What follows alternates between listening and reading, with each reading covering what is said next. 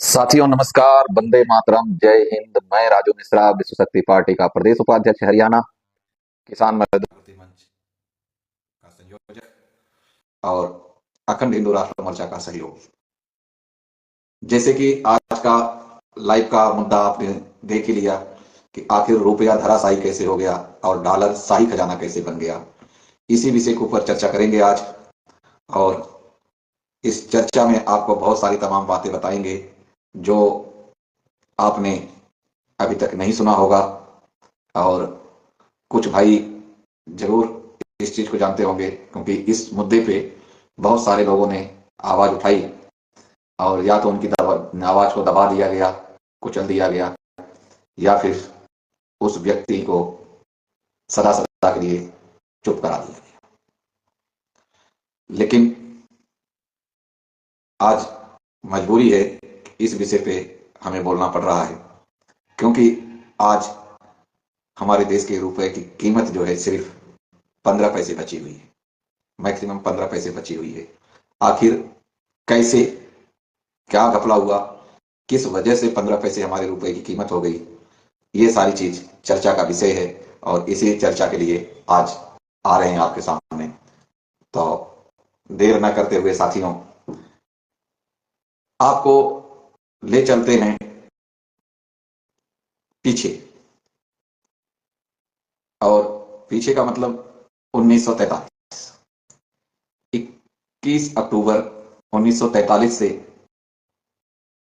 जब हमारा देश आजाद हुआ, उस टाइम पे हमारे प्रधानमंत्री नेताजी सुभाष चंद्र बोस को बनाया गया था। आजाद हिंद की सरकार थी, जिसको न तो कोई सरकार बताती है, न कहीं किताबों में पढ़ाया जाता है, और न ही किसी की इसको संज्ञान में दिया जाता है। अगर आप इस पे सरकार से भी पूछेंगे तो सरकार भी आपको यही बताएगी कि भारत के प्रथम प्रधानमंत्री पंडित जवाहरलाल नेहरू, जबकि यह सत्य नहीं है और हमारे देश के सही इतिहास को हमेशा दबाया गया। और जो 21 अक्टूबर को 1943 से 15 अगस्त 1947 तक हमारी जो सरकार थी, आजाद हिंद सरकार, उसके प्रथम प्रधानमंत्री नेताजी सुभाष चंद्र बोस थे, जिसको आज तक सरकार ने छिपाया और नेताजी सुभाष चंद्र बोस की किसी भी फाइल को उन्होंने उजागर आज तक नहीं किया।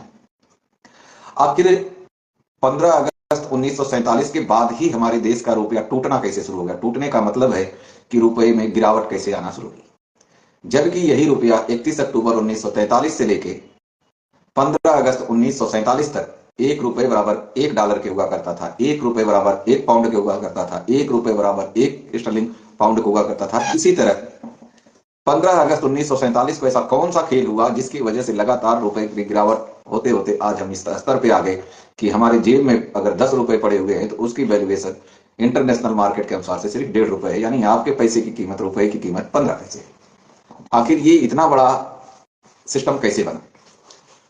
तो दोस्तों, जब हमारे देश में 15 अगस्त 1947, उस काला दिवस को, जिसको हम आप कथित आजादी का नाम देते हैं, और हकीकत में वह हमारे देश के लिए सबसे बड़ा इतिहास का काला दिवस था, और उसी का हम ढिढोरा पीटते आ रहे हैं आज तक कि हम आजाद हैं, हम आजाद हैं, आजाद हैं। जबकि हम आज अगर आकलन करें तो लगभग 527 साल से हम लगातार गुलाम हैं। जैसे कि इसको पे भी हमने पोस्ट डाला हुआ है, अभी थोड़ा रीडिंग बाकी है, तो उसके अनुसार 1-2 दिन में इस पे भी हम लाइव आपको बताएंगे कि हम 527-77 साल से कैसे गुलाम हैं या 77 साल से आजाद हैं, इस पे भी बताएंगे। लेकिन आज हम सिर्फ इसी चीज पे आपसे जिक्र करेंगे। जब 15 अगस्त 1947 को हमारे देश का बंटवारा हुआ और उस बंटवारे को अंग्रेजों ने 2 मुल्क में बांटा, भारत और पाकिस्तान, तो समझौता के तौर पे अंग्रेज ही बिचौले बने और भारत सरकार ने सबसे बड़ी गलती की कि पाकिस्तान को जमीन तो दे ही दी, जमीन के साथ साथ उनको 55 करोड़ रुपए का आर्थिक मदद भी दे दिया। और जो 55 करोड़ का आर्थिक मदद दे दिया, तो यह चाहे आप भावना में माने, चाहे आप दबाव में माने, चाहे आप संवेदना में माने, चाहे आप इंसानियत में माने, जैसा भी आप समझे, 55 करोड़ रुपए हमारे अनुसार से पाकिस्तान को देना गलत था। इस विषय पे कई बार राजीव भाई दीक्षित जी ने भी बोला हुआ है, आप चाहिए तो उनका भी यूट्यूब से आप वीडियो निकाल करके आप सुन सकते हैं।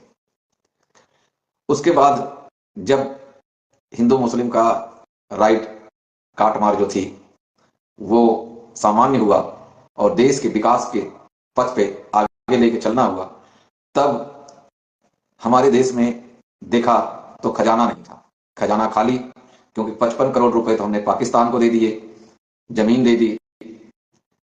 तब क्या हुआ कि भाई देश को चलाने के लिए अर्थ की जरूरत है, पैसे की जरूरत है। तो सरकार ने क्या किया, जो कथित सरकार थी जवाहरलाल नेहरू की, उन्होंने क्या किया, या उनके ऊपर दबाव दिया गया, गवर्नमेंट ऑफ इंडिया के ऊपर दबाव दिया गया अंग्रेजों द्वारा कि आप गुप्त कर्ज ले लें हमसे, यानी हमारे द्वारा जो लूटा, हमारे पैसे जो लूटे हुए थे वो हम लोगों से, उसी में से उन्होंने कुछ कर्ज दे दिया। जबकि सरकार को चाहिए थी कि हमें कर्ज न लेकर के हमें कैपिटल बनाना था, और कैपिटल जैसे कि आप सभी को पता है कि हमारे देश की अर्थव्यवस्था जो है वो केवल और केवल एग्रीकल्चर यानी खेती से, कृषि से ही उत्पन्न होती है। खेती के सिवा कोई ऐसा संसाधन नहीं हमारे पास कि जिससे हम पूंजी बना सके, क्योंकि खेती जो थी हमारे देश की आज के देश से नहीं थी। आज हमारे देश में खेती का सौदा जो है घाटे का सौदा माना जाता है, हालांकि है नहीं, और इसको बनाया गया, घाटे का सौदा खेती को बनाया गया। अब इसको आप समझिए कि अगर हम खेती से पूंजी कैसे बनाते, क्योंकि खेती में तो अनाज होता है, तो अनाज ही हमारी पूंजी है। हमारे जो बुजुर्ग हुआ करते थे वो यही कहते थे कि धरती माता ही हमें उबार सकती है और कोई नहीं उबार सकता। तो सीधी सी बात ये है, आप इसे अगर देसी भाषा में समझे तो मान लीजिए आप कोई फसल बीजते हैं, एक दाना बीजते हैं, तो उसके बदले में धरती माता आपको मिनिमम 50 से 60 दाने देती है, यानी अगर एक दाना आपने इन्वेस्ट किया तो 60 गुना आपको दे दिया। ये हमारी पूंजी होती थी। इसको सरकार ने डाई, यूरिया, पोटास और ये दुनिया भर का खाद स्प्रे, इन सारी चीजों में ऐसे उलझाया कि आज खेती नुकसान या घाटे का सौदा बन गई। अब होता क्या है कि जो 1947 में इन्होंने कर्ज लिया अंग्रेजों से, ये गुप्त समझौते के तहत लिया, और उसमें एक समझौता ये किया कि आप जो हमारी रकम ले रहे हो, हम इसी रकम में आपसे मुद्रा वापस लेंगे, लेकिन हमारा जिस मुद्रा को आप ले रहे हो इसकी वैल्यूएशन आपको ज्यादा रखनी पड़ेगी, और आपके जो रुपए हैं इसकी डिवैल्यूएशन करना पड़ेगा। इस शर्त पे उन्होंने दे दिया पैसे, और हमारी सरकारों ने ले लिया। उस टाइम की मौके की जो सरकार थी उन्होंने ले लिया। चलो उस टाइम ले लिया, देश को जरूरत थी, देश को स्टैंड करना था, बंटवारा हुआ था, क्योंकि अलगाव जो होता है, बंटवारे का समय, वो सबसे ज्यादा भयानक स्थिति होती है, चाहे परिवार का बंटवारा हो, चाहे देश का बंटवारा हो, या कैसा भी बंटवारा हो, क्योंकि जब चीजें बंट जाती हैं तो आदमी की भावनात्मक स्थिति वो बिखर जाती है, और इसलिए जरूरत पड़ती है उसको रीडेवलपमेंट की, यानी पुनः से स्थापित होने की। तो उसमें इन्होंने कर लिया, यहां तक तो ठीक था। लेकिन इसके उपरांत क्या हुआ, अब ये समझने वाली आपको बातें बहुत बारीकी से समझना पड़ेगा। इसके उपरांत क्या होता है कि हमारे देश में जो डॉलर 15 अगस्त 1947 तक ₹1 बराबर $1 के था, वो 31 दिसंबर 1947 जाते जाते ₹3.33 का हो गया। यानी आप सोचिए कि डॉलर को 3 गुना अप कर दिया और रुपए को 3 गुना डाउन कर दिया, और यहीं से खेल शुरू हुआ। उसके बाद जब ये आप प्रैक्टिकल कीजिए अपने ऊपर, क्योंकि गर्ज जो होती है वो हमेशा अंधी होती है। कई बार आदमी जब फंसता है तो वो ₹10, ₹15, ₹20 तक के ब्याज पे पैसे ले लेता है, और आखिर में उससे वो पैसे उतरते नहीं है। इस हद तक आदमी का शोषण हो जाता है। अब अंग्रेजों ने, क्योंकि ये ट्रांसफर ऑफ पावर एग्रीमेंट था, इसके तहत इन्होंने 2-3 समझौते किए थे। पहला समझौता इनका ये था कि गवर्नमेंट ऑफ इंडिया एक्ट के अकॉर्डिंग जितने भी प्रशासनिक, शासनिक अधिकारी हो, वो सभी हमारी बनाई नीतियों पे काम करेंगे। एग्जाम्पल के तौर पे आपको बताएं, देश में जितने आईएएस अफसर हैं, या जितने भी class 1, class B, class C class के अफसर हैं, सभी ब्रिटेन के नौकर। खाली हमें आपको ये बताया जाता है कि सरकारी है, लेकिन हकीकत इसका कुछ और ही है। इस पे कभी अलग से बताएंगे, नहीं तो ये मुद्दा डिस्टर्ब हो जाएगा। अब क्या होता है कि जिसकी खाई भाकरी उसकी करी चाकरी, जिसकी रोटी खाना है उसकी गुड़गाना है, इस सिद्धांत के ऊपर आज तक हम चलते आ रहे हैं। भारत ने जब 1947 तक ये नहीं कुछ कर पाया, कर्ज नहीं उतरा, तो भारत ने क्या किया कि 1952 में पहली बार सार्वजनिक तौर पर आम जन को पता होते हुए विदेश से कर्ज लिया। और जब 1952 में कर्ज ले लिया, और उस कर्ज के बदले शर्त यही थी, जब भी जैसे मान लीजिए हम बैंक में या कहीं किसी से कर्ज लेने जाते हैं तो हमारे पास वो बहुत सारी शर्तें रखता है, जैसे आप ब्याज समय से देंगे, अगर ब्याज में 2 दिन लेट हो गया तो ये आपको जुर्माना पड़ेगा, इतने % ब्याज लेंगे, इतने दिन के लिए रुपए आपको हम दे रहे हैं, तमाम इस तरह की, जैसे हम कर्ज लेते हैं किसी से तो इस तरीके से शर्तें होती हैं। ठीक यही चीज जो वर्ल्ड बैंक और IMF से कर्ज लिया सरकार ने, तो उन्होंने भी ये सारी शर्तें रखी। और रिजल्ट क्या हुआ कि 1952 में जो ये डॉलर था ये 7 गुना अप हो गया और रुपए 7 गुना डाउन आ गया, यानी कि डॉलर का रेट हो गया जो 1 रुपए का 1947 में 1 रुपए का $1 था, वही डॉलर 1952 में 7 रुपए में जा पहुंचा। यानी जब हम 7 रुपए देते तो हमें $1 मिलता।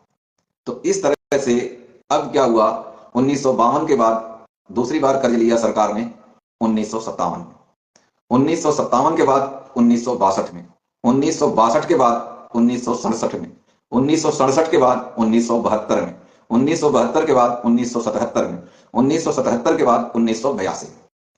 82 में इन्होंने जब कर्ज लिया, और यहां पे सबसे बड़ा ध्यान देने वाली बात यह है कि भारत ने जितनी भी बार कर्ज लिया, कर्ज की अदायगी या वापसी नहीं कर पाया।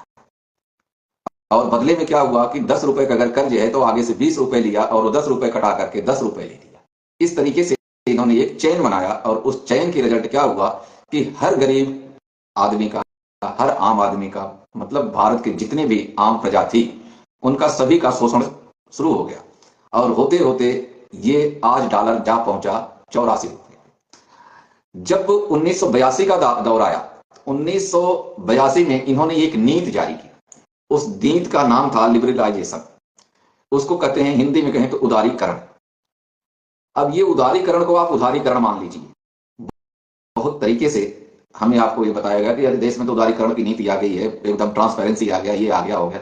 ऐसा एक्चुअली ऐसा कुछ नहीं था।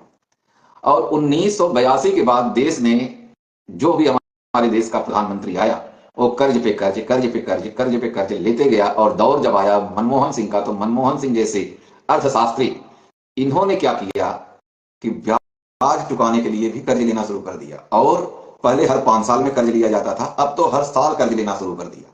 और हमारे देश के कर्णधार, या यूं कहें सबसे बड़ा गद्दार, तो नेहरू के बाद अगर कोई है तो हमारे नरेंद्र दामोदर दास मोदी जी हैं। आपको जान के हैरानी होगी कि यह व्यक्ति इतना कर्ज ले लिया कि आज अगर कोई बच्चा मां के पेट में है, गर्भ में है, तो वह भी बच्चा लगभग 1,04,000 रुपए का कर्जदार है। जो आंकड़ा कभी 36,00,36,000 रुपए पे था, वो आज ये हमारे देश का विकास हुआ है कि 1,04,000 रुपए अजन्मा बालक जो अभी इस दुनिया में नहीं आया, वह भी कर्जदार है। तो देशवासियों, आप अपने आप को समझिए कि आपके बदले में, आपकी इस देश की जो कथित आजादी है, इसमें आपको आपके जन्म होने से पहले ही आपके ऊपर अगर 1,04,000 रुपए का कर्ज है, तो आप कैसे अपने आप को सरवाइव कर सकते हो, यह विचार करने की जरूरत है। और कुछ बुद्धिजीवी ऐसे भी हैं जो फोन करके बहुत सारी तरीके से हमसे बात करते हैं, और एक तरह से उनका धमकाना होता है, बात कम लेकिन वो धमकाना ज्यादा करते हैं। वो चाहे अंधभगत हो, चाहे किसी RSS के नुमाइंदे हो, या जैसे भी हो, खैर हमें इससे कोई फर्क नहीं पड़ता है। आप एक राजू मिश्रा को मारोगे तो एक राजू मिश्रा पता नहीं कितने हजार राजू मिश्रा पैदा कर चुका है, ये और आपको बता देता हूं। क्योंकि अगर हम देश के लिए झंडा लेके चल पड़े तो चल पड़े, न हम झुकने वाले, न हम टूटने वाले, और न हम बिकने वाले। हमें कोई मतलब नहीं है किसी से। हम सिर्फ इतना करेंगे कि इतना ज्यादा हम इस चीज को शोर मचाएंगे कि हर आदमी ये सोचने को मजबूर हो जाए कि भाई बंदे ने जो बात बोला था उसमें कुछ न कुछ तो सच्चाई थी। अब आपको हम बताते हैं कि आखिर आपका जो पैसा है ये मैं बार बार आपको क्यों कह रहा हूं कि 15 पैसे रह गए, 15 पैसे रह गए। इसको आप इंटरनेशनल मार्केट से अगर आप वैल्यूएशन करेंगे तो आपको पता चलेगा कि आज डॉलर 84 रुपये 16 पैसे का हो रहा है।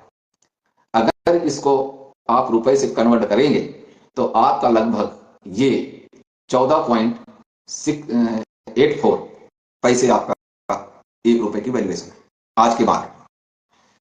अब इससे देशवासियों को और हमें आपको नुकसान क्या है, ये समझने की जरूरत है। जिस दिन आप इसको समझ जाओगे उस दिन ये जो नकली रुपए हम आप जेब में लेके चल रहे हैं, आपको जानकारी के लिए बता दें कि जो हमारे आपके जेब में रुपए हैं यह रुपया नहीं है, यह सिर्फ और सिर्फ एक लीगल टेंडर है। अगर लीगल टेंडर की बात करें तो एक संविदा, हिंदी में इसको संविदा कहते हैं। और याद कीजिए 8 नवंबर 2016 को जब नरेंद्र दामोदर दास मोदी जी आके टेलीविजन के ऊपर स्पीच दिया था तो उन्होंने रुपया शब्द का इस्तेमाल नहीं किया था और उन्होंने स्पष्ट किया था कि आज रात 8 बजे के बाद 500 और 1000 रुपए के बैंक नोट लीगल टेंडर नहीं रहेंगे। उन्होंने लीगल टेंडर और बैंक नोट का जिक्र किया था। काबिले गौर है कि नरेंद्र मोदी उस समय चाहते तो रुपया शब्द का इस्तेमाल कर सकते थे, लेकिन क्यों नहीं किया, यह आपको विचार करने की जरूरत है। आखिर इसका कारण क्या था? कारण यही है मेरे दोस्तों कि रुपया है ही नहीं। क्योंकि जिस टाइम पे 8 नवंबर 2016 को अगर आप डाटा कलेक्ट करेंगे तो खैर मैंने तो देखा नहीं, मैं एक आइडिया बता देता हूं। उस टाइम पे मेरे ख्याल से लगभग 65 रुपए के आसपास आपका डॉलर था और आज 84.16 पैसे का है। अब इससे हमारे देश की आम जन को, किसान को, मजदूर को और उद्योगपति को नुकसान क्या है, यह भी हमें समझने की आवश्यकता है। आप लोगों को जैसे कि पता है कि हमारा देश जो है लोहे का बहुत ज्यादा उत्पाद करता है जो विदेशों में बेचता है। 1947 तक कच्चा लोहा हम बेचते थे 7 रुपए किलो विदेशों को। अमेरिका ब्रिटेन को 7 रुपए के लगभग हम 1 किलो लोहा बेचते थे, कच्चा लोहा। और आज की डेट में हम क्या बेच रहे हैं? 14.5 पैसे किलो। जबकि महंगाई आप देखिए तो कितना गुना बढ़ी हुई है। सरकारी कर्मचारियों का वेतन आप देखिए उसके अकॉर्डिंग कितना बढ़ा है। लेकिन हमारे देश की मुद्रा का डिवैल्यूएशन इतना हद तक हो गया कि हम अपने यहां से और लाखों टन बेचते हैं। ये भी नहीं कोई 2-4 कुंटल बेचते हो, लाखों टन बेचते हैं। और तकरीबन हमारे हिंदुस्तान के 29 स्टेट हैं, 29 के 29 स्टेट जो ये कच्चा माल बेचते हैं विदेशों में, जो एक्सपोर्ट किया जाता है। लेकिन उसके बदले उनको क्या मिलते हैं? पैसे मिलते हैं, रुपए नहीं मिलते। और जो आप लोग ये सुनते हैं कि मोदी जी ने समझौता कर लिया कि इस देश से, जैसे भी लेटेस्ट आपको बता रहा हूं रसिया से, उन्होंने ये कहा कि रसिया से जो हम डीजल पेट्रोल खरीदेंगे वो रुपए में खरीदेंगे। वारे मोदी जी, झूठ बोलना कोई सीखे तो मोदी जी से सीखे। अगर हिंदुस्तान में कोई दूसरा नटवरलाल पैदा हुआ तो नरेंद्र दामोदर दास मोदी हुआ। अगर यह बात कहें तो यह अतिशयोक्ति नहीं होगी।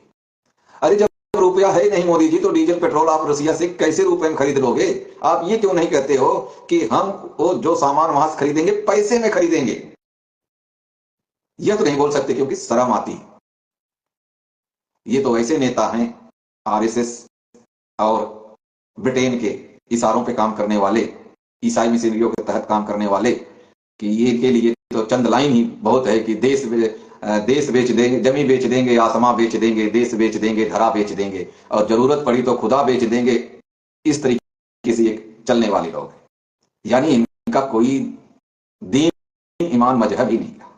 56 इंच का सीना, 56 इंच का सीना। 56 इंच के पीछे का भी हिस्ट्री आपको बता देता हूं। जो गोधरा कांड हुआ था, गोधरा कांड में 56 हिंदुओं को जो आग लगा करके मारा गया था, उस टाइम पे नरेंद्र दामोदर दास की सरकार थी गुजरात में, और उन 56 लोगों को मरने के शोक की जगह पे 56 इंच का सीना दिखा रहे हैं। शर्म आनी चाहिए ऐसे प्रधानमंत्री को।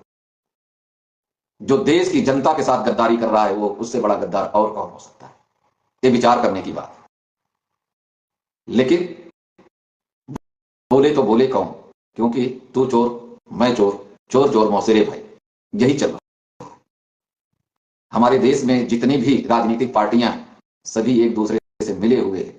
अभी एग्जाम्पल के तौर पे आपको बताऊं, अभी कुछ जगह जैसे इलेक्शन हुआ छत्तीसगढ़ और महाराष्ट्र, तो आपको क्या लगता है कि आपके मत से सरकार बनेगी? अगर ये लगता है तो आपका सबसे बड़ा भ्रम यही है, सरकार ऑलरेडी बन चुकी है, क्योंकि सरकार कोई और ही बनाने वाला है, यहां से कुछ नहीं, सबको अपना अपना हिस्सा मिल जाएगा और सब अपनी अपनी डफली अपना अपना राग बजाएंगे, गाएंगे और लड़ेंगे कौन, हम और आप।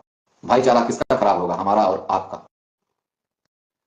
अब क्या है, अकेला ये जो हम कच्चा माल बेचते हैं इसी पे डिपेंड है।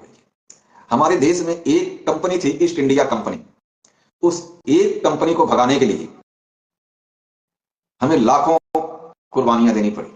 किसी मां का बेटा खोया, किसी बहन का सुहाग खोया, किसी बेटे का बाप खोया, लेकिन हमें बदले में मिली क्या, गुलामी। क्यों? क्योंकि ये देश के चंद गद्दार अगर नहीं बिके होते और आज नेताजी सुभाष चंद्र की आजाद हिंद फौज की सरकार होती तो आज भारत वाकई सोने की चिड़िया दोबारा होता। आज हम कोई भी माल विदेश बेचते हैं तो 14-15 पैसे के हिसाब से हम बेचते हैं, और अगर कोई माल खरीदते हैं तो 84 गुना अधिक देकर के हम खरीदते हैं। यानी अगर इसको आप कैलकुलेट करेंगे तो 84 और 84 168 गुना नुकसान हमारा हर दिन होता है। अब बताइए, भारत ही एक ऐसा देश है जो इन 500 सालों में अब तक कम से कम अपनी जगह पे, अपनी धुरी पे खड़ा तो है। ऐसे ही नहीं कहा गया कि हमारा देश सोने की चिड़िया है। और ये सारे चोर जितने हैं, इन्होंने क्या किया, चंद सिक्कों के लिए अपना जमीर बेच करके आज वही रुपया जिसको पैसे में कहा जाए तो अतिशयोक्ति नहीं है, उसी को डॉलर में कन्वर्ट कर करके स्विस बैंक में रख रहे हैं। एक चीज यहां पे और बता दूं आपको, आने वाले समय में भारत में वही आदमी बच सकता है जो ब्रिटेन का नागरिक होगा। उसी की जमीन बचेगी, उसी का घर बचेगा, उसी की प्रॉपर्टी बचेगी। अगर आप ये सोच रहे हो कि आपका है, आपका कुछ भी नहीं है, क्योंकि ये सारी नीतियां पहले से तैयार की जा चुकी हैं। हमें आपको सिर्फ जागने की जरूरत है, और चिल्ला चिल्ला करके ये बोलते भी हैं। जिस भी साधु संतों ने इस चीज के लिए घात कह दिया, कहीं न कहीं डायरेक्ट अथवा इनडायरेक्ट निगाह ऊपर किया, उन साधु संतों को इन्होंने जेल में डाल दिया। एग्जाम्पल के तौर पे आसाराम बापू, डेरा सच्चा सौदा प्रमुख बाबा राम रहीम, ऐसे कितने आपको उदाहरण दें। और आप जरा सोच करके मुझे बताइए, किसी भाई को याद हो कोई ऐसा कि कोई एक पादरी क्रिश्चियन का जो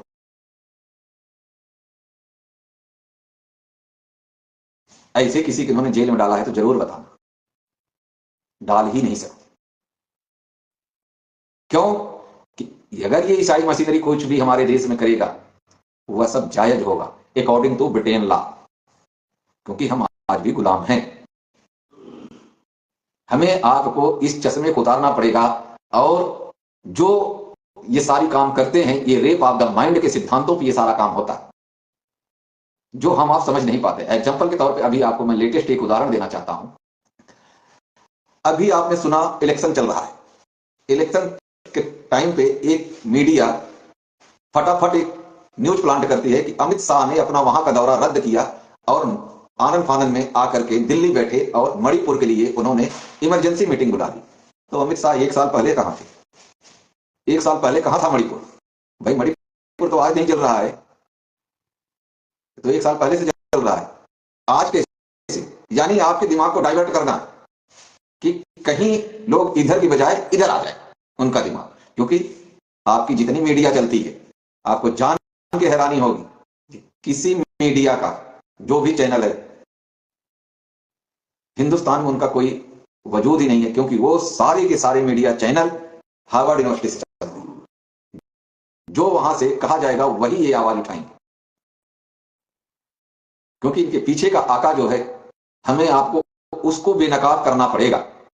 ये सब के सब अस्त्र विहीन हैं, और भारत की जितनी भी खनिज संपदा है उस खनिज संपदा को इन्होंने कौड़ियों के मोल बेचना शुरू कर दिया। हमारे देश में ऐसा कोई स्टेट नहीं है। एग्जाम्पल के तौर पे आपको बताता हूं, उड़ीसा। आज उड़ीसा को सबसे गरीब राज्य कहा जाता है। आप अगर इसको देखेंगे तो उड़ीसा में ऐसे ऐसे भी केस आए हैं कि भोजन के लिए मां ने अपने बच्चे को बेच दिया, बदले में क्या लिया, एक बोरी चावल, यानी 25 किलो चावल। और आपको जानकर हैरानी होगी कि उड़ीसा से सबसे ज्यादा खनिज विदेशों को एक्सपोर्ट होता है। आखिर ऐसा कैसे संभव है?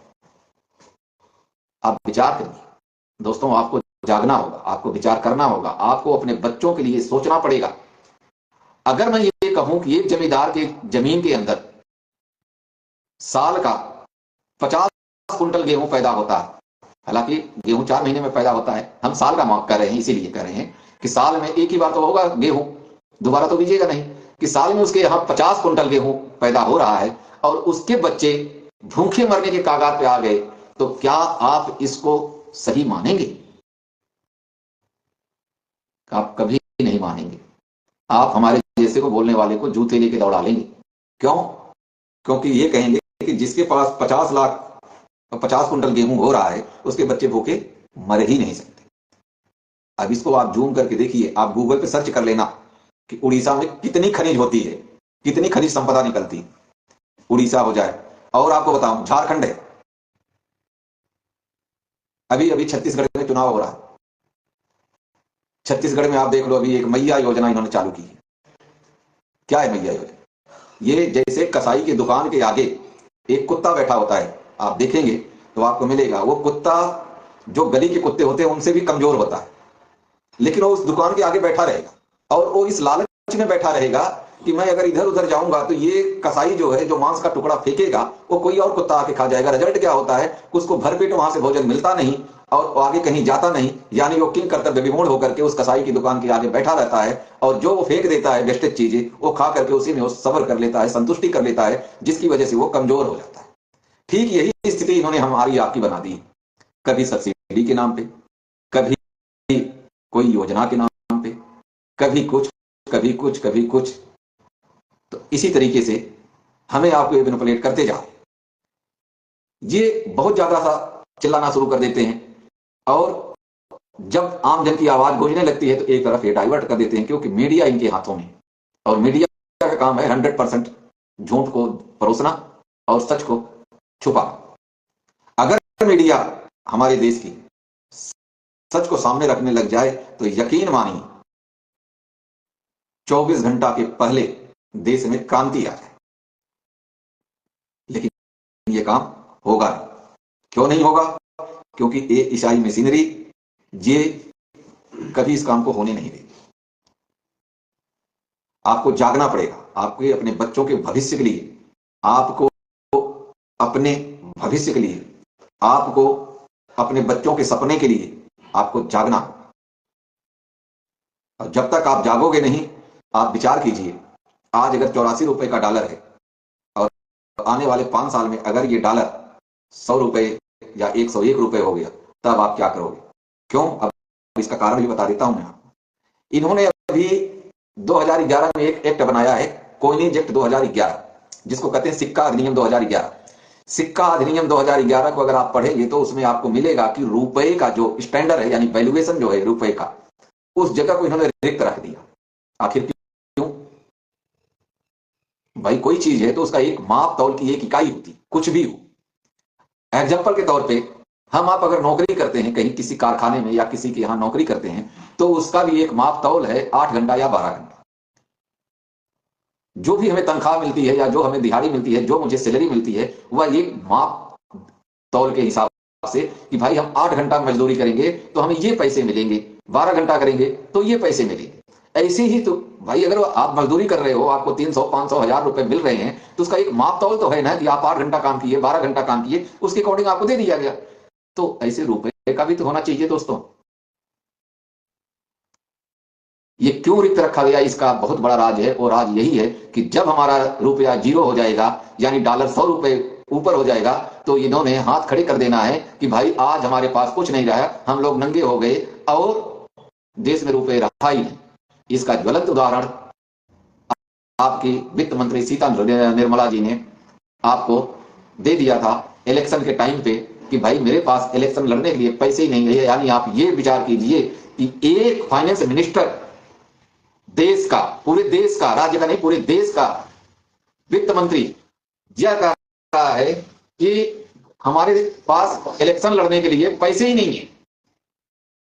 तो इनडायरेक्टली उन्होंने आपको सूचना दे दी कि भैया पैसे नहीं है, आपके पास रुपए नहीं है, लेकिन इसके लिए आपको जागना पड़ेगा।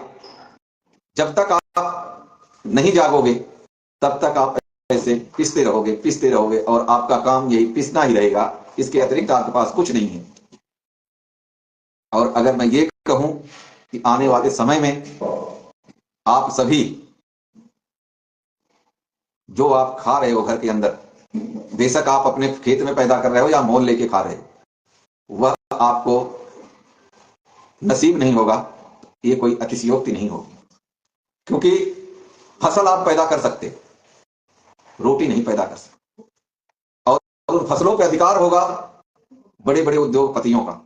यानी फसल आप पैदा करोगे, मान लीजिए आज 22-23 रुपए किलो गेहूं आपका जा रहा है, और आने वाले टाइम में जैसे डॉलर डाउन होते चला जाएगा, आप क्या सोचते हैं कि डॉलर बढ़ रहा है, रुपया घट रहा है तो हमारा रेट बढ़ रहा है? आपकी भूल है, वो इसका उल्टा रहा है। आज अगर आप विचार करें, आपका जो गेहूं है भारतीय रुपए में अगर खरीदा जाए तो आपको यकीन नहीं होगा, लगभग वो गेहूं आपका जो आप आज 22-23 रुपए में बेच रहे हो, वो गेहूं लगभग आपका अगर 22 रुपए हिसाब से कर लें तो 14 दूना 28, लगभग 2800 रुपए किलो हो जाता है। क्यों? क्योंकि रुपया जो था वो चांदी का सिक्का है। रुपए की डिफिनेशन आप अगर निकालोगे, चाहे गूगल पे निकालो, चाहे इनके द्वारा 1861 से लेकर के आप 1882 कोइनेज एक्ट 1906 से लेकर 2011 तक भी पढ़ लोगे तो आपको सारी चीज की जानकारी मिलेगी। 1968 में लक्ष्मीकांत झा ने जो ये रुपए के साथ खिलवाड़ कर दिया, इतना आसान ही नहीं था। ये बहुत बड़ी सोची समझी साजिश के तहत किया गया और हम आप उसी को रुपया समझ के बैठ गए। यह सबसे बड़ा हमारे आपके ऊपर अगर ये कहें कि अंधा चश्मा लगाया गया, तो हम अंधा चश्मा तो लगा ही लिए, साथ में गूंगे और बहरे भी हो गए, क्योंकि हमें पता ही नहीं एक्चुअली होता क्या है, ये क्यों इस तरीके से ये नेता फल फूल रहे हैं। आपने कभी देखा कि आपके यहां का जो नेता है, चाहे वो राष्ट्रीय स्तर का नेता है, चाहे वो राज्य स्तर का नेता है, अगर वो नेता एक इलेक्शन जीत गया तो उसकी जो ग्रोथ है वो 100% बढ़ जाती है ऑटोमेटिक। ऐसा कौन सा मैजिक छड़ी है, कोई जादुई छड़ी है तो हमें भी बताया जाए आम जनता को, ताकि आम जनता गरीबी के दलदल से निकले, कर्ज के दलदल से निकले। आज आप विचार करें, हर घर में आपके यहां कर्ज मिलेगा, हर घर में। अगर एक घर में 5 आदमी हैं तो 3 आदमी जरूर कर्ज में होंगे। इस हद तक हम हो चुके हैं। और आपको जानकारी के लिए बता दें कि आदमी को गुलाम बनाना हो, आदमी का शोषण करना हो, तो उसका सबसे बड़ा जरिया कर्ज ही होता है। क्योंकि जब आदमी कर्ज ले लेता है और अदायगी नहीं कर पाता है तो मजबूर हो जाता है, और मजबूरी में से ऐसे काम कर जाता है कि जिसका कोई कल्पना नहीं कर सकते। कहना नहीं चाहिए मुझे, और ईश्वर से क्षमा मांगते हुए आपको बता रहा हूं, सत्य घटना।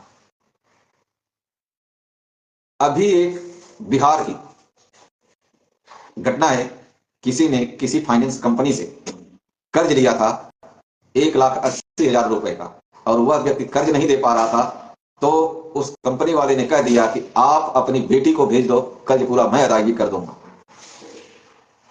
बताइए इस हद तक। और विडंबना देखिए कि वह व्यक्ति अपनी बेटी को उसके साथ भेज देता है, यानी 48 साल की उम्र के व्यक्ति के साथ अपनी 20 साल की बेटी का वो सौदा कर जाता है। कर्ज का दलदल ऐसा दलदल होता है। यह कोई फेक नहीं है, इसको आप अगर निकालेंगे तो मिल जाएगा ये न्यूज। अब आप बताइए कि हम कितने नीचे गिरते जा रहे हैं। कारण कारण एक ही है कि आपका रुपया धराशायी हो गया और डॉलर शाही खजाना हो गया। नरेंद्र मोदी जब इलेक्शन लड़ रहे थे तब चिल्ला चिल्ला के कह रहे थे कि काला धन लाएंगे, काला धन लाएंगे, काला धन लाएंगे। आज वो काला धन का जिक्र ही नहीं करते, क्योंकि उसी काले धन की लिस्ट में इनका भी नाम आ गया। अगर आपको चाहिए तो हम लिस्ट जारी कर देंगे, है हमारे पास, जिस लिस्ट को ये झुठला नहीं सकते, उस लिस्ट को ये झुठला नहीं सकते। इसलिए आपको बता रहा हूं, चुप हो गए। बाबा रामदेव थे, चिल्ला रहे थे, बैठे हुए थे, काला धन लाएंगे, देश को ये करेंगे, वो करेंगे, सलवार पहन के भागे। उसके बाद आज तक बोलने की हिम्मत नहीं हुई बाबा रामदेव की। अन्ना हजारे बैठ गए, केजरीवाल जैसे पनीरी को ला करके मार्केट में छोड़ दिया और शांति से बैठ गए। क्यों? क्योंकि ये सभी समझौते के तहत बैठ गए, सब ने आपस में समझौता कर लिया। मैं ये नहीं कहता कि मैं समझौता करूंगा कि नहीं करूंगा, मैं ये नहीं कहता, और मैं ये भी नहीं कहता कि आप मेरी बातों को सत्य मान लो। मैं ये भी नहीं कहता कि आप जिस रास्ते पर मैं चल रहा हूं इस रास्ते पर चलिए, लेकिन मैं इतना जरूर कहूंगा कि मैं जो बातें बोल रहा हूं इसको आप जमीनी स्तर पे आप 1 घंटा जरूर इस पे विचार कीजिए, और जितना हो सके उतना इस पे आप स्वयं रिसर्च कीजिए। आज आपके हर हाथ में स्मार्टफोन, लैपटॉप, इंटरनेट, इन सारी सुविधाएं आपके पास हैं, आप निकाल सकते हैं।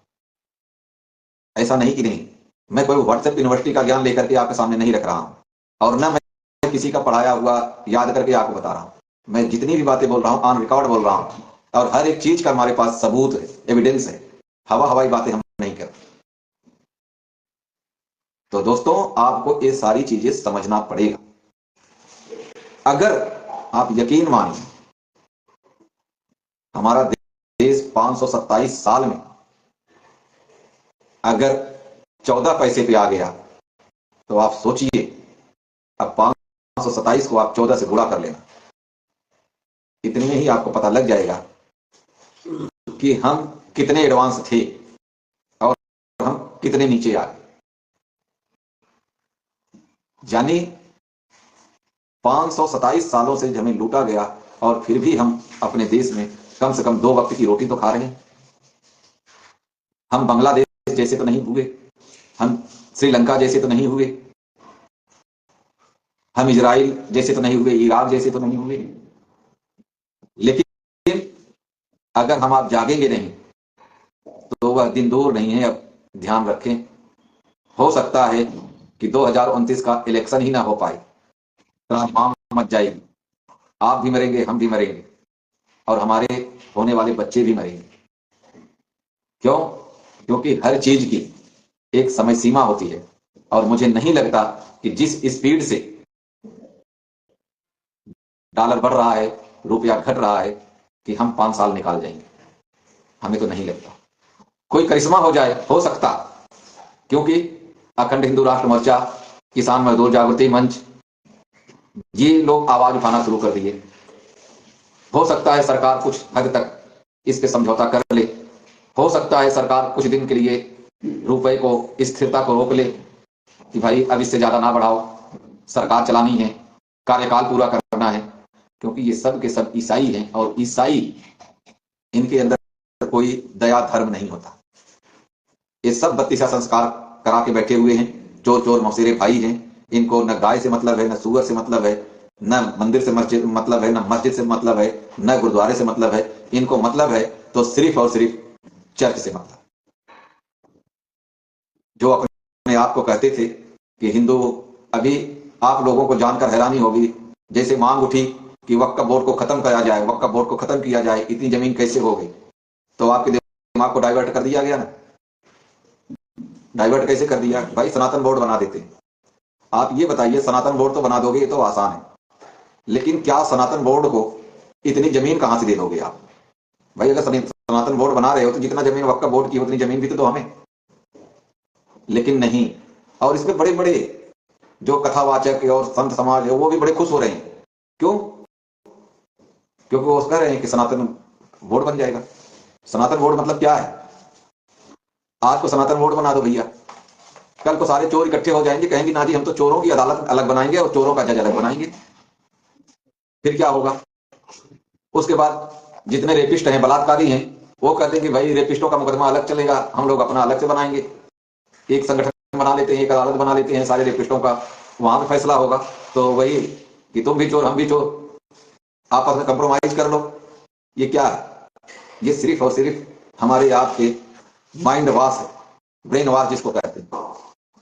और इसी तरीके से ये ब्रेन वॉश कर रहे हैं हम लोगों का, और हम लोग इनके बताए हुए बातों को विश्वास कर लेते हैं और उसी में हम उलझ के रह जाते हैं। सुबह से शाम तक विडंबना देखिए, सॉरी, कि हिंदुस्तान का हर व्यक्ति सुबह से शाम तक काम करता है, हाड़ तोड़ मेहनत करता है, अपना खून पसीना बहाता है, और पता लगता है कि 1 तारीख से 30 तारीख तक मेहनत किया और 1 तारीख से 7 तारीख के बीच में वो पैसे नहीं है। क्यों? कुछ उसको मिलता ही नहीं। जो लाख लाख रुपए तनख्वाह ले रहे हैं उनकी ये हालत है। हमारी आपकी क्या स्थिति होगी? ये स्वयं को विचार करने की बात है। इसलिए मैं आप लोगों से अपील करूंगा, देशवासियों, आप लोग एकत्रित हों, संगठित हों, और यकीन मानिए, अगर सच में सनातन के आप लोग समर्थक हैं तो सनातन सरकार बनवाइए। सनातन सरकार का मतलब है ये गवर्नमेंट ऑफ इंडिया के तहत काम नहीं करेगी, सनातन के हिसाब से काम करेगी। और जिस दिन सनातन से काम करना शुरू कर दिया, सनातनी सरकार हो गई, आप यकीन मानिए 15 घंटे के अंदर अंदर हिंदुस्तान सोने की चिड़िया बन सकता है। और जानते हैं कैसे बन सकता है? आपको जान के हैरानी होगी कि जो स्विस बैंक में पैसे रखे हुए हैं, जिसको काला धन मोदी जी ला रहे थे, उस रुपए को आज अगर निकालना चाहें, मेरा खुला चैलेंज है, मोदी जी तो क्या, मोदी जी जैसे 7 मोदी जी आ जाएंगे तो भी वो धन नहीं ला सकते। क्यों नहीं ला सकते? उसमें जो टर्म्स एंड कंडीशन है, देश का प्रधानमंत्री और राष्ट्रपति जब तक उस पर हस्ताक्षर नहीं करेगा कि हमारी मुद्रा है हमें वापस दो, तब तक वो निकाल ही नहीं सकते। और निकालेंगे कैसे? क्योंकि इनका भी तो नाम लिस्ट में है ना, ये भी तो अपना डाले हुए हैं, भेद खुल जाएगा। तो जो मोदी जी काला धन ला रहे थे वो क्यों नहीं लाते? अब तो राष्ट्रपति भी इनका है, प्रधानमंत्री खुद हैं, हैट्रिक मार दिए, तो क्यों नहीं लाते? लाना चाहिए ना। लेकिन क्या ये सिग्नेचर 15 साल में नहीं करवा सकते? भाई राष्ट्रपति का सिग्नेचर ही तो करना है, उसीलिए तो हम लोग देते हैं उनको पैसे। राष्ट्रपति अपने जेब से थोड़ी लेता है पैसे, भारत से थोड़ी लेता है, वो आम आदमी के पैसे से तनख्वाह मिलती है। सुख जितनी भी सुख सुविधाएं हैं, वो चाहे सड़क पे जूता पॉलिश करने वाला है, चाहे ठेला टपड़ी वाला है, उनके पैसों से ही तो उनकी मिलती है तनख्वाह। क्यों नहीं लाते? आए, अगर मोदी जी दम है तो कुछ करके तो दिखाओ। ये सनातन बोर्ड बना दिया, ये कर दिया, लोगों को डाइवर्ट कर देना है, ब्रेन आप जो ब्रेन वॉश कर दो, रेप ऑफ द माइंड के सिद्धांत के ऊपर आदमी को चश्मा चढ़ा दो, वो उसी में देखते रहेगा। ये थोड़ी देखेगा कि रुपया हमारा धराशायी हो गया। क्यों? क्योंकि आप लाइन में लगोगे 5 किलो राशन की। क्यों आप लाइन में लगोगे सब्सिडी की? आपको क्या चाहिए? लाइट पानी फ्री चाहिए, बिजली बिल माफ होना चाहिए। लेकिन कभी आपने ये नहीं सोचा कि आज आप तो बिजली बिल माफ करवाने के पीछे पड़ रहे हो, 5 किलो राशन के पीछे आप पड़ रहे हो, आपके बच्चे का आने वाला भविष्य क्या होगा? कभी सोच के देखना। और यकीन मानिए, जिस दिन आप इस चीज को सोचोगे, आपका अंदर से जमीर जाग जाएगा, और जब जमीर जाग जाएगा तब आप हमारे जैसा चिल्लाना शुरू करोगे। आज देश हमारा 168% घाटे में चल रहा है, और सबसे बड़ा दुख होता है जब एक संपन्न राज्य को गरीब राज्य बताया जाता है, एक समृद्धशाली देश को डर्टी इंडिया कहा जाता है। जिस इंडिया को, जिस भारत को 527 साल की गुलामी ने उसकी कमर नहीं तोड़ पाई, तो क्या तोड़ देंगे इसको? सिर्फ और सिर्फ हमें आपको जागने की आवश्यकता है। आप ये कभी मत सोचना कि आप 77 साल से आजाद हैं। आप ये सोच के देखो कि आप 577 साल से गुलाम हैं, और एक एक प्रमाण आपको मिलेगा, एक एक प्रमाण। जिस चीज का कहोगे उस चीज का प्रमाण दे देंगे कि हाँ, यहां से हम गुलाम हैं। चैलेंज है ना। बैठे अखंड हिंदू राष्ट्र मोर्चा का हर एक कार्यकर्ता डिबेट करने को तैयार है, चाहे मोदी जी बैठे, चाहे कोई भी बैठे, आए सामने, हम साबित करेंगे कि हम गुलाम हैं। और आप जिसको ये मनोनीत करके बैठाए हुए हो, किंग चार्ल्स का मंत्री नरेंद्र दामोदर दास मोदी, इसको लेके आना और इसको कहना चाहे किंग चार्ल्स को ही वहां पे बुला लेगा मीडिया के सामने, एक एक प्याज के छिलके जैसे पड़त निकालना शुरू करेंगे, लास्ट में कुछ नहीं बचेगा। इस हद तक हमारे आपके साथ में किया जा चुका है। इस देश का भविष्य क्या होगा, यह विचार करने की जरूरत है, और ये विचार कोई और नहीं करेगा, हमें और आपको करना पड़ेगा, क्योंकि बच्चे हमारे आपके, हम आप तो अपनी जिंदगी जी लीजिए, लेकिन कभी आप इस पे जरूर विचार करना कि मेरे बच्चों की क्या स्थिति होगी जब आप अपनी उम्र का तकाजा करना। मान लो आप अगर 25 साल के हो तो आप ये सोचना कि आपका बच्चा जब 25 साल का होगा तो उसकी मनोस्थिति क्या होगी और उसके ऊपर क्या गुजरेगी, वो किस तरीके से सर्वाइव कर पाएगा। तब आपकी आंखें खुलेंगी, ऐसे नहीं खुलेगी। आप अगर ये सोचो कि आप 15.5 पैसे 16 पैसे में आप सर्वाइव कर जाओगे तो असंभव है। आप क्यों रोना रोते हो कि महंगाई है महंगाई है महंगाई है। महंगाई हमारे देश में बिल्कुल नहीं है, ध्यान रखें इस बात का। अगर आपके देश में महंगाई है तो वो सिर्फ और सिर्फ 168% जो देश का घाटा हो रहा है इस वजह से, न कि महंगाई लाई जा रही है, जानबूझ के लाई जा रही है। अभी ज्वलंत उदाहरण आपको एक और दे रहा हूं। दिल्ली के एक मंत्री जी हैं, नाम नहीं लेंगे, आप लोगों ने बहुतों ने सुना होगा, टीवी पे चिल्ला चिल्ला के बोल रहे हैं, ये जो प्रदूषण का हवाला दे रहे हैं, धुआं आ रहा है धुआं आ रहा है, किसान ने पराली। ऐसे मंत्रियों को तो बीच चौराहे पे खड़ा करके जूतों का हाथ पहनाए और जूते मारे। अरे किसानों ने पराली जलाने की बात कर रहे हो आज कि उनकी धुआं आ रहे हैं, किसानों ने अपनी जमीन बीज दी, गेहूं की फसल भी, और गेहूं भी लगभग आप मान लो सबके उग के खेतों में आ गए, तैयार होने को आ गए, यानी पानी देने की बारी आ गई है, और आपको अभी धुआं दिख रहा है। ये क्यों नहीं कहते कि प्रदूषण हो रहा है। एक्चुअली होता क्या है कि ये जो पराली का टाइम है, इस टाइम पे जितनी भी इंडस्ट्रियां होती हैं ज्यादा पॉल्यूशन देने वाली, वो क्या करते हैं, इस चीज को स्टोर करके रखते हैं और इसी टाइम का फायदा उठा करके छोड़ देते हैं। हमारे आसपास में खेत होगा, आप जाकर के कभी देखना, अगर जमींदार कोई जलाएगा ना, पराली वगैरह जलाएगा, पहली चीज तो जलाता नहीं, थोड़ा बहुत मान लो कचरा उसमें से रहता है तो जला देता, क्योंकि पराली को पशुओं के चारे में भी इस्तेमाल होता है, तो उससे आंखें नहीं जलती। हम भी एक किसान के बेटे हैं, हमें भी पता है पराली जलाने से आंख में जलन नहीं होती। हाँ, ये नेचर है कि धुआं जब आंख में लगता है तो थोड़ी देर के लिए होता है, लेकिन इसका ये मतलब नहीं है कि आपकी आंख में 24-24 घंटे जलन होती रहेगी, आंखें लाल हो जाएंगी, ऐसा कुछ नहीं। और ये आप जानते हैं, अब ये कृत्रिम बरसात कराओ मोदी जो गुहार लगा रहा है, जानते हैं क्यों लगा रहा है? क्योंकि अब आने वाले भी, इन्होंने जैसे क्लाइमेट चेंज किया हुआ है, आने वाले टाइम में ये इन सारी चीजों का अपने हाथ में हथकंडा ले रहे हैं। और जिस दिन कृत्रिम वर्षा दिल्ली में हो जाएगी, यकीन मानिए 1 हफ्ते के बाद आपको हॉस्पिटल में लाशों की ढेर लगी मिलेगी। क्यों? कृत्रिम वर्षा ऐसे नहीं होती है, सब केमिकल मिलाया जाएगा। तो हमें आपको समझने की, मतलब ये नेता जो है हमें आपको अल्टरनेटिव एक बता देते हैं कि हम ये चीज कर रहे हैं, ये चीज करना चाहिए, एक एक ऊपर ठिकरा पड़ेगा कि आप ये चीज कर दीजिए, ये चीज कर दीजिए। ये क्या, यही तो रेप ऑफ माइंड का सिद्धांत है कि आपको एक डायरेक्ट ना करके किसी और के वो कहेगा कि ये चीज करो। अगर उस पर आपने आपत्ति उठा दी तब तो आप आपत्ति उठा दिए, तब तो उनको लग जाएगा भाई ये एतराज कर रहे हैं। अगर आपत्ति नहीं उठाई आपने तो ये आपकी मौन स्वीकृति हो जाती है और वो काम बकायदा बखूबी कर दिया जाता है, और ये होता है कि भाई लोगों की मांग थी, किसने मांगा। हमारे देश में विडंबना ये है कि आज तक वही अंग्रेजों के शासन चल रहे हैं, वही अंग्रेजियत की कानून चल रही है, वही अंग्रेजियत की नीतियां चल रही हैं, सब चीज वही चल रही है। अगर बदला है तो क्या, सिर्फ टैग बदला है बस। जैसे अभी आप किसी फैक्ट्री में कोई सामान बन रहा है और आप उस फैक्ट्री वाले से जाकर के समझौता कर लो, भैया इतने चीज हमें बनाना है, इतना मैं आपसे लूंगा और इस पे मेरा लेबल लगना चाहिए, तो फैक्ट्री तो वही बनाने वाली है ना, लेबल आपका लग गया। व्यापारी को पैसे चाहिए, आप उसको फैक्ट्री वाले को पैसे दे रहे हो, अपने नाम से माल बेच रहे हो। सेम यही चीज हो रहा है आपके देश में शासन का। आज भी आपका देश यही डॉलर सरकार चला रही है।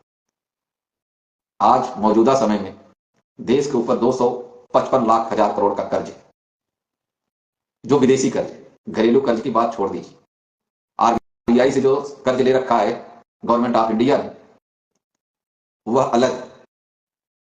और ये कर्ज आपको जान के हैरानी होगी, 1947 के बाद अब तक ये 77 सालों में एक भी कर्ज का गवर्नमेंट ऑफ इंडिया ने रीपेमेंट नहीं किया है। अगर वो कर्ज का रीपेमेंट कर दे तो करेगी कैसे? क्यों? क्योंकि इसके जो 5 सिद्धांतों पे कर्ज लेते, पहला, जिस मुद्रा में लेन देन कर्ज लेते हैं उस मुद्रा का हमेशा वैल्यूएशन ज्यादा रहेगा और आपकी करेंसी का वैल्यूएशन कम रहेगा। दूसरा, जिस देश से कर्ज ले रहे हैं उसी देश की विदेशी कंपनियां आपके यहां आकर के काम करेंगी। तीसरा, उन विदेशी कंपनियों को ऊपर जो टैक्स लगेगा वो आपकी मुद्रा में लगेगा। यानी अगर वो 84 रुपए का माल बेचा तो 15 पैसे का टैक्स लगेगा, क्योंकि 84 गुना कम का टैक्स लगेगा। तीसरा, घरेलू उत्पाद को कम करना पड़ेगा। चौथा, जो भी एडवर्टाइजमेंट होगा उस पर किसी तरह की सरकार की आपत्ति नहीं होगी। और पांचवा, आपके रुपए का डीवैल्यूएशन के साथ साथ आपका जो उपलब्ध खनिज संपदा है, कंपनी जब चाहे जितना चाहे उतना आपको प्रोवाइड कराना पड़ेगा। ये 5 शर्तें मिनिमम। अभी आप देखिए, इसको विचार करना आप, विदेश से जो विदेशी कंपनियां आज इस समय हमारे देश में तकरीबन 25 से 30 हजार विदेशी कंपनियां काम कर रही हैं। हर स्टेट में बड़ी बड़ी कंपनियां हैं, बड़ी बड़ी जमीनों उनके पास है। उन्होंने क्या किया, क्या लेके आए? वही श्रीमद् भगवद गीता का उपदेश भगवान कृष्ण का, हम क्या लेके आए थे, क्या लेके जाएंगे। लेकिन यहां वो कुछ नहीं लेके आए हैं और बहुत कुछ लेके जाएंगे। क्यों? क्योंकि वहां से तो आ गए और यहां जमीन उनको मिल गई फ्री की, खनिज संपदा उनको फ्री की मिल रही है, लेबर उनको फ्री की मिल रही है, मार्केट उनको फ्री का मिल रहा है। उनके जेब से क्या लगा? कुछ नहीं। लूटा किसको? हमें और आपको। रिजल्ट क्या हुआ? रुपए का डिवैल्यूएशन। रुपए का डिवैल्यूएशन से क्या हुआ? महंगाई आई। महंगाई से क्या हुआ? भूखमरी आई। भूखमरी से क्या हुआ? लाइन में लग गए। लाइन में लग के क्या हुआ? नहीं मिला। नहीं मिला तो क्या हुआ? भूखे मरे। भूख से नहीं मरे तो क्या हुआ? सुसाइड कर लिए। सुसाइड नहीं हुआ तो क्या हुआ? कटोरा लेके कहीं मंदिर और गुरुद्वारे के पास बैठे। ये स्थिति हो रही है आपकी। और अभी इलेक्शन में महाराष्ट्र में, ध्यान नहीं आ रहा, महाराष्ट्र में, छत्तीसगढ़ में राहुल गांधी, हाँ याद आ गया, राहुल गांधी ने कह दिया सरकार ने आपको कटोरा दे दिया। ये राहुल गांधी नहीं बोल रहा है, ये राहुल गांधी बता दिया इनडायरेक्टली आपको कि अब भी अगर नहीं जागोगे कि हाथ में कटोरे ही होंगे। सच बोला उसने। लेकिन हमें आपको क्या, हम लोग तो उसको पप्पू मानते हैं ना, कि पप्पू बोल गया, पप्पू बोल गया। लेकिन कई बार वो जो बातें बोलता है ना, जब उसको आप सोचोगे तो आपको लगेगा कि हाँ सही, ट्रैक तो सही पकड़ा, लेकिन रिप्रेजेंटेशन उसका गलत ढंग से कर दिया और कुछ नहीं। आपके देश में तभी सुख समृद्धि आएगी जब आपके देश में आपकी अपनी सरकार होगी, जो लिखेगी भारत सरकार। और आपको जानकारी के लिए बता दो कि जितना भी कर्ज है देश पे, वो सब का सब टोटल कर्ज है गवर्नमेंट ऑफ इंडिया पे। भारत सरकार पे 1 रुपए का आज तक कर्ज नहीं है। और गवर्नमेंट ऑफ इंडिया एक विदेशी संस्था या संगठन, क्यों कि गवर्नमेंट ऑफ इंडिया एक्ट के तहत ही आपका प्रधानमंत्री है, आपका राष्ट्रपति है, आपका राज्यपाल है, आपका आईएएस अफसर है, आपका आईपीएस अफसर है, आपका कमिश्नरी है, आपका मुख्यमंत्री है, आपका मंत्री है, जितने भी हैं सब के सब ये part of government of India. इनका कोई लेना देना नहीं दूर दूर तक भारत सरकार से। भारत सरकार अपनी लड़ाई, या यूं कहें भारत सरकार अपने अस्तित्व को बचाने के लिए अभी लड़ रहा है, और वो लड़ाई है लगभग 16 पैसे की। जिस दिन सिक्का अधिनियम 2011 के तहत भारत में रुपए की वैल्यू जीरो हो जाएगी, जीरो होने का मतलब है जिस दिन डॉलर आपका 100 रुपए प्लस हो गया, उस दिन भारत खत्म है। और बहुत तरीके से ये चीज प्लांट की जा रही है, जिसको हम और आपने स्वीकार किया, चाहे डायरेक्ट किया, चाहे इनडायरेक्ट किया, चाहे जानबूझ के किया, चाहे अनजान में किया। और वो कैसे स्वीकार किया? डिजिटल लेन देन, फोन पे, पेटीएम, गूगल पे, ये जो हम इस्तेमाल कर रहे हैं, ऑनलाइन शॉपिंग, ये सबसे बड़ा दुश्मन होते जा रहा है। आप ऑनलाइन चंद पैसों के चक्कर में ये चीज सस्ता मिल रहा है, आप ऑनलाइन परचेसिंग कर ले रहे हैं, लेकिन आपको पता ही नहीं कि आपको पैसे कहां जा रहा है। पैसे तो पैसे, और इसके साथ आप अपना पूरा ब्यौरा उनको उपलब्ध करा दे रहे हैं। क्यों? जब वो लॉगिन, आईडी, पासवर्ड, ये सारी चीजें मांगते हैं ना, तो आप क्या समझते हो? हर एक चीज की चली जाती है। आप ये बताइए, अभी कोई चीज आप मार्केट में, मान लीजिए आप गर्मी का सीजन अब तो चला गया, आप सीजन आ रहा है, आप यहां लोकल मार्केट में चले जाओ एसी खरीदने, वो एसी आपको 20,000 से लेकर के 40-50 हजार तक की मिलेगी।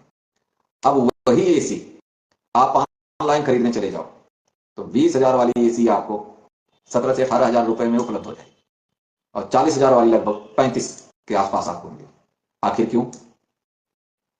और वो भी फ्री होम डिलीवरी।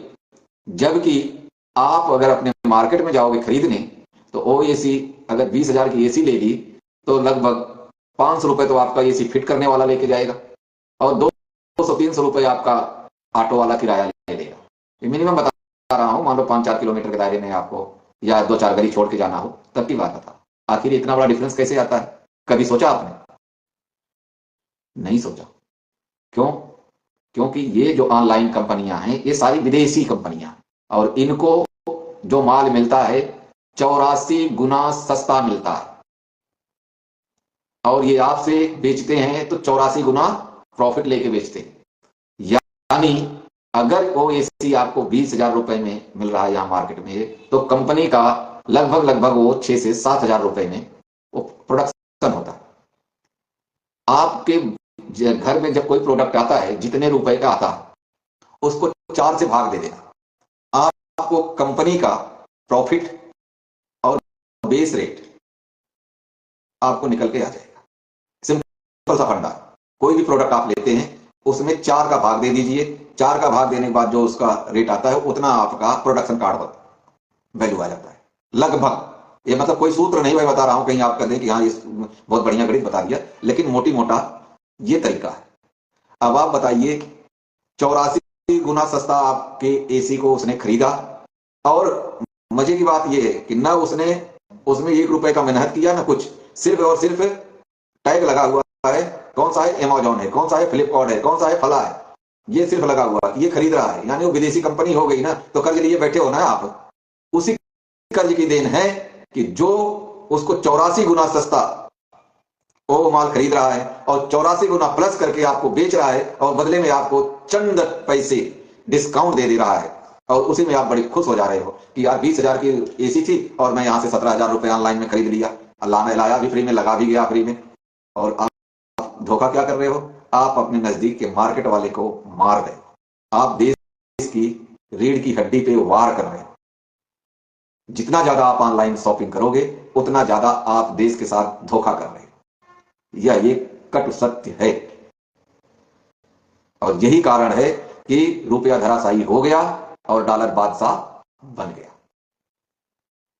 और कोई डॉलर, कोई मैजिक नहीं है, आप निकाल के देख लेना इसको। और आज भी अगर भारत का असली रुपया आ जाए ना, तो कम से कम 1 रुपए में आपको, आज की मार्केट के अनुसार 1 रुपए में आपको तकरीबन आप मान लीजिए 11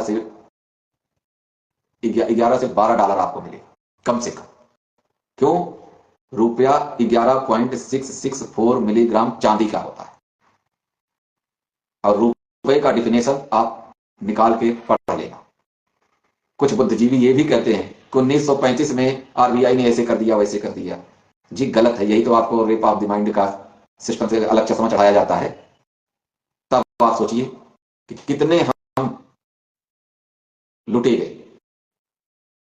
खैर, मेरा काम है आवाज देना, सुनना समझना आपकी अपनी मर्जी है। लगभग 1.25 घंटा हो गया, माफ कीजिए आज बहुत ज्यादा लंबा समय हो गया, क्योंकि मुद्दा ही ऐसे रख दिया था, इसलिए थोड़ा सा ज्यादा लंबा टॉपिक हो गया। और अगर हमारे साथ जो भी भाई जुड़े हुए हैं और उनको हमारे द्वारा बोले गए किसी भी शब्दों से आहत हुए हों, उनको दुख पड़ा हो, या वो किसी पार्टी व्यक्ति विशेष से जुड़े हुए हों, उनके लिए मेरे द्वारा कुछ गलत निकल गया हो, तो आप सभी से क्षमा प्रार्थी हूं। क्यों? क्योंकि जब भावना में आते हैं तब हमें कुछ नहीं दिखता, सिर्फ हमें उस टाइम पे ये दिखता है कि सत्य जो है उसको सामने रखो और जो गलत है उनकी निंदा करो। इसलिए अगर आप लोग कोई हर्ट हुआ हो तो उसके लिए क्षमा प्रार्थी हैं। कल आपको कोशिश करूंगा कि कल आपको मैं बताऊं कि 577 साल गुलामी के या 77 साल आजादी के, तो कोशिश मैं कल का करूंगा, क्योंकि अभी उस समय कुछ चीजें कुछ बिंदुओं पे मैं गहन अध्ययन नहीं कर पाया समय अभाव के कारण। तो आज फ्री हूं, कोशिश करूंगा कि उसको पूरा करके आपको कल आपके सामने रखूं। और मेरा यह लाइव आने का एक कतई मकसद नहीं है कि आपको भड़काना, बरगलाना या आपको किसी विशेष व्यक्ति या किसी विशेष संगठन या किसी विशेष राजनीतिक दल या किसी विशेष उद्देश्य से आपके दिमाग को भ्रमित करना, ऐसा मेरा कोई उद्देश्य नहीं है। मेरा सिर्फ एक ही उद्देश्य है कि आप जागे, संगठित हों, आप